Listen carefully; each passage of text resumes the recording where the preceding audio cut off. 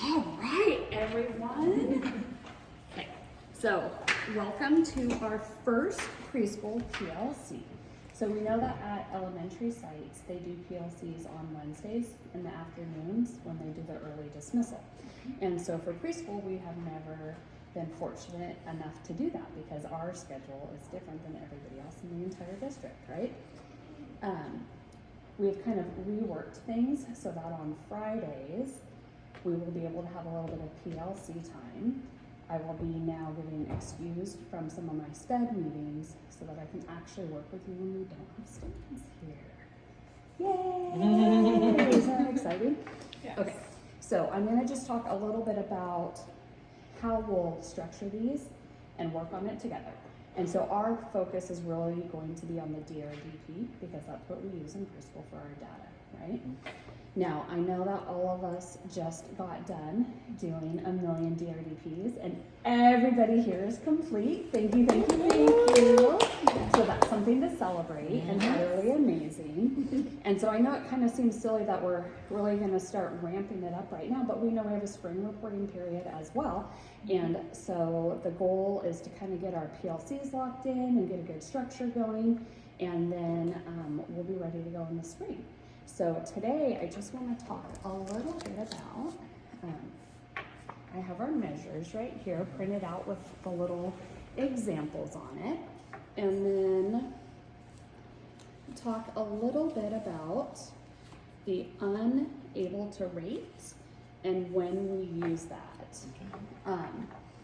I have been going through all of the DRDPs like across the district. I printed some of our old ones, and then I've been assisting some teachers who are on leave right now with completing their DRDPs. And so one thing that I noticed that there were quite a lot of measures historically that people would put unable to rate. And so when we did our DRDP training, it really kind of lays out and tells you that we should not use unable to rate unless there is a really over the top reason. So kind of our best friend with the DRDP when we have these students who we've had in our classroom for like a day is to really use that IEP and that initial qualifying report to get the information to fill it in.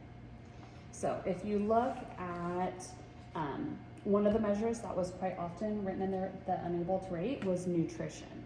And so with nutrition, we do snack at school.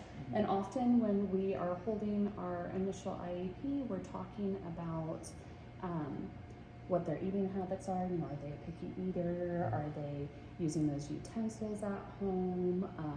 Do they accept a variety of food? And just from that little bit of information from the parents, we have enough to do our measure and rate it.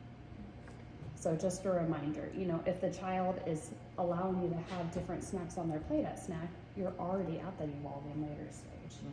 When we use unable to rate, it automatically scores the student across the board as responding later. And so it brings our overall data down just because we didn't take the time to try to do the measure. So that's one of the reasons why we really want to do it. We don't want to shortcut our students and show that they're not making growth when they legitimately are making growth, but this is what's bringing our score kind of down. Okay. And then I wanted to talk a little bit about, do any of you right now use the DRDP Access website for reports? Yes, no? No. I didn't even know that was a thing. Okay. A lot of people don't know. Yeah. I know. Because you put your email in and SACE, right, when we're doing it, and it's actually tied to our DRDP Access reports, and so you can pull on here all kinds of fantastic reports for all of your students. Well, that's super to helpful. then help guide you on where to go with the instructional.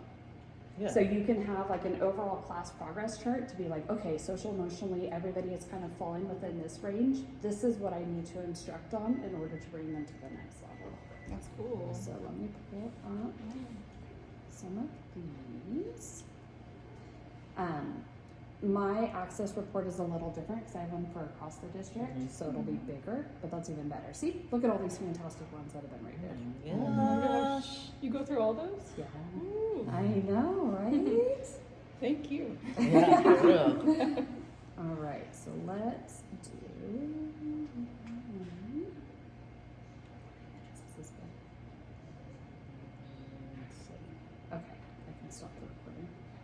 Let me hit this. But I do want to actually.